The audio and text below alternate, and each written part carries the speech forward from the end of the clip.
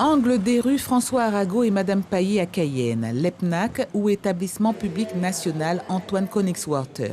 Nouveau dans le paysage guyanais, il se veut un outil complémentaire dans l'insertion des personnes porteuses de handicap.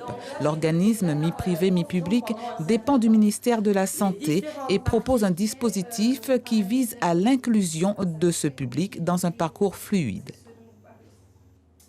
Au sein de la PAGOFIP, donc qui est une plateforme d'orientation, de formation et d'insertion professionnelle, on accompagne un public en situation de handicap qui a le souhait de s'insérer de manière socio-professionnelle.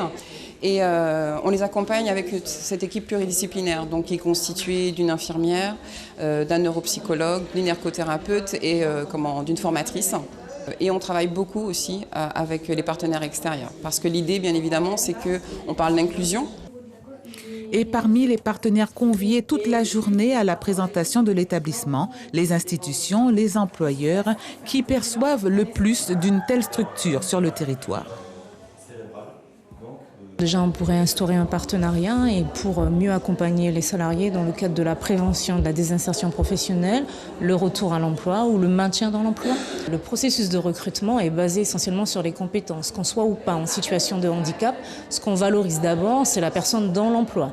Quelles sont les compétences qu'elle a développées en termes de savoir, de savoir-être et de savoir-faire. Ensuite, on évoque également la question de handicap, en fait les contraintes qui peuvent être liées à cette situation de handicap pour pouvoir étudier les aménagements, les compensations à mettre en place. L'EPNAC, fondé en 1887, possède 9 établissements en France. En Guyane, il s'adresse aux personnes de 16 ans et plus en quête d'une insertion professionnelle.